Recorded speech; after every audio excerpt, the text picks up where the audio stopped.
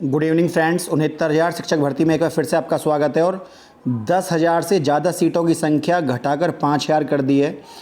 खबर की विश्वसनीयता के बारे में बात करते हैं। सबसे पहले उससे पहले बात करते हैं 69,000 शिक्षक भर्ती की। इसमें 22,000 पदों को जोड़ने की मांग और ज़्यादा तेज़ हो गई है।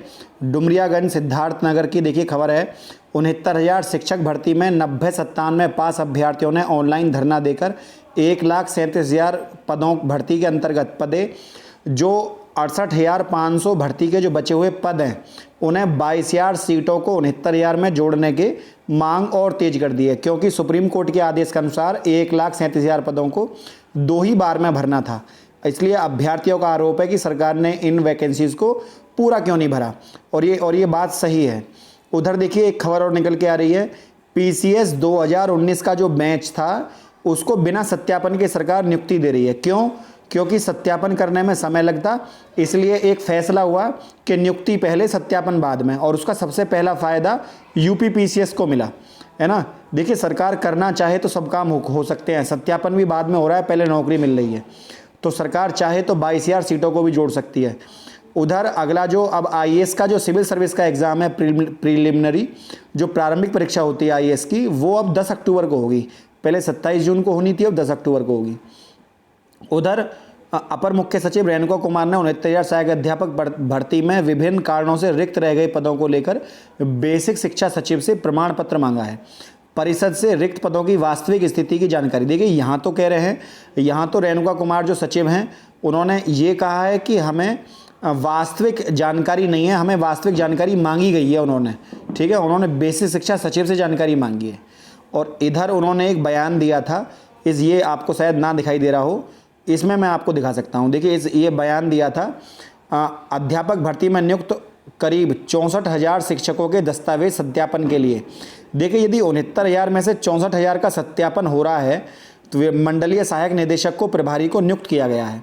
अब 64,000 का सत्यापन यदि होना है तो इसका मतलब है सरकार ने 64,000 की काउंसलिंग करा दी, तो कितने पद बच गए? 5,000 पद ये बच गए और 1,133 वो बच गए जो जोड़ने हैं। कुल मिलाकर यहाँ पर हो जाते हैं 6,133 पद। इसका मतलब है इतने पदों पर तो काउंसलिंग होनी है, 6,133। लेकिन ये जो काउंसलिंग है ये गलत आंकड़े क्यों हैं? आपने देखा पिछली जो रिपोर्ट छपी थी उसमें वास्तविक स्थिति इन्हें पता नहीं थी, और इसमें सत्यापन के लिए जो डाटा मांगा गया है वो 64,000 अभ्यर्थियों को 64,000 शिक्षकों के दस्तावेज के सत्यापन के लिए बेसिक शिक्षा विभाग ने मंडलीय सहायक निदेशक का प्रभारी नियुक्त किया है ना। तो ये दोनों बात जो हैं वो एक दूसरे की उल्टी हैं, ठीक है। उधर जो 68,500 के बारे में मैंने आपको पहले बताया टीईटी पीटी की, देखिए कुछ अभ्यर्थी बहुत ज़्यादा सराहनीय काम कर रहे हैं 22,000 सीटों को जिस स्तर से भी अभ्यर्थी कर सकते हैं। देखिए बच्चे को गोद में लेकर 69,000 से 1,37,000 पदों को में से बचे हुए पदों को, देखिए प्रार्थी बेरोजगार अभ्यर्थी हैं, अपनी बात को रख रहे हैं सरकार के सामने। शर्म आनी चाहिए सरकार को, जब अभ्यर्थी पढ़ा लिखा आदमी जब हाथ में तख्ती लेकर खड़ा हो जाए या एक टीचर को अपनी बात रखनी पड़े। तो अब्राहम लिंकन ने भी ये बात कही थी कि जिस देश में टीचर को उसका अधिकार ना मिले उस देश का विकास कभी नहीं हो सकता। तो ये बात बहुत बड़ी है कि देखिए पढ़े लिखे अभ्यर्थी जो है अपने अपने माध्यम से, देखिए क्या जब योग्यता है हमारी सारी तो क्यों है ये लाचारी। योगी जी के 4 साल पूरे, हम योग्य अभ्यर्थियों के सपने अधूरे। उम्र की बढ़ती रफ्तार 22,000 को 69,000 में जोड़ो सरकार। कितनी सुंदर लाइन लिखी हैं, बहुत ही बात एक से एक। आपसे मैं क्या कहूँ, अभ्यर्थियों को यदि नौकरी नहीं दी जा रही है तो ये बहुत ही गलत बात है। बिल्कुल देखिए पारिवारिक स्थिति आप देख लीजिए, झोपड़पट्टी में बच्चा बैठा हुआ है और खाट बिछा रखी है, आप समझिए, है ना, और 22,000 को सपोर्ट कर रहा है। ऐसे अभ्यर्थियों से बड़े बड़े आंदोलन शुरू होते हैं। कभी आप सोचो कि कोई आंदोलन कोई बहुत बड़े नेता करते हैं, ऐसे बच्चे ही आगे जाकर देश का नेतृत्व संभालते हैं। कभी ऐसी झोपड़ी में हमारे देश के राष्ट्रपति रामनाथ कोविंद भीगा करते थे, आधे भीग जाते थे और आधी ड्रेस उनकी यूं ही रहती थी, ये उन्होंने बताया। ऐसे अभ्यर्थी, देखिए जब हक नहीं मिलता तो बच्चों के हाथ में भी उम्मीदों की किरण थमाई जाती है, और बहुत बड़ी बात है सरकार को यहाँ जॉब देनी चाहिए। और शर्म आनी चाहिए सरकार को कि एक अभ्यर्थी इस तरीके से अपना मांग कर रहे हैं। उधर ये नए नए बयान दे रहे हैं कि सीटों की संख्या इतना सत्यापन हो गया, इतना रह गया। ये बहुत ही निंदनीय कार्य है। सरकार को तुरंत आदेश दे देने चाहिए इन चीज़ों को लेकर।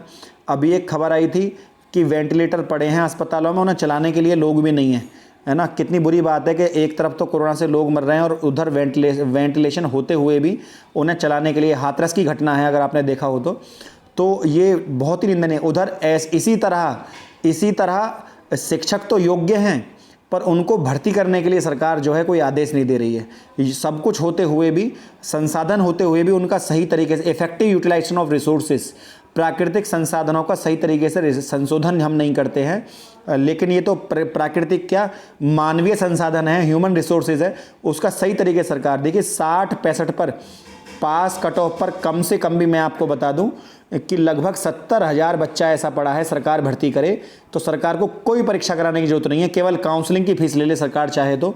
सरकार 1,000-2,000 जो फीस चाहे वो ले, लेकिन इस भर्ती को पूरा करे, है ना। 2-2 हज़ार रुपये भी अगर काउंसलिंग में सरकार लेगी तो सरकार जो नए फार्म निकालती है उससे भी तो सरकार पैसे ही कमाती।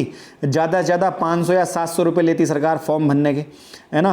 अब अगर सरकार काउंसलिंग कराती है तो सब सारे बच्चों से 1,000 1500 रुपये ले ले और सबको काउंसलिंग जो है कराने की, जो जितने भी अभ्यर्थियों के डॉक्यूमेंट सही हैं और सत्यापन में सही पाए जाते हैं उन सबको सरकार नियुक्ति दे। और कम से कम 22,000 पदों को सरकार यहाँ पर जरूर जोड़े। ये बहुत ही अति आवश्यकता है क्योंकि वो कट ऑफ को देखिए जब मेरिट नीचे गिरेगी तो 60 जनरल कैटेगरी में 60 तक वाले बच्चे का 60 से नीचे भी नंबर आ जाएंगे बहुत सारे बच्चों के। ओबीसी में भी कम से कम भी काफ़ी 58-57 तक। देखिए 22,000 पद वो और 10,000 ये, कम से कम 32,000 पदों पर बहुत नीचे मेरिट जाती है, मैं आपको क्या बताऊं। लेकिन सरकार की जो है यहाँ पर ढिलाई यहाँ पर साफ साफ दिखती है। सरकार अब नहीं तो इलेक्शन टाइम पर जोड़ेगी, पर सरकार को ये पद तो जोड़ने होंगे, ठीक है ना। अपने स्तर से सरकार को ट्वीट करिए और कुछ भी करिए, अपनी बात को सोशल मीडिया के माध्यम से सरकार के सामने रखिए और इस जन चेतना को दबने मत दीजिए। अभ्यर्थी अपने अपने घर से जिस तरीके से मौन तरीके से वो कर रहे हैं, ये बहुत बड़ी बात है अपने आप में। सरकार इस काम को करे। तो फ्रेंड बस आज के लिए इतना ही। बस इस चेतना को जिंदा रखिए और ये वैकेंसी जरूर जोड़ेंगी। इलेक्शन ईयर है 2022 में, कभी मत भूलना। और सरकार इलेक्शन ईयर में सारे वादे पूरा करती है, हमें उम्मीद है और हम लेकर भी रहेंगे, ये हमारा अधिकार है। आज के लिए इतना ही। चैनल को लाइक शेयर और सब्सक्राइब करना ना भूलें। जय हिंद, जय भारत।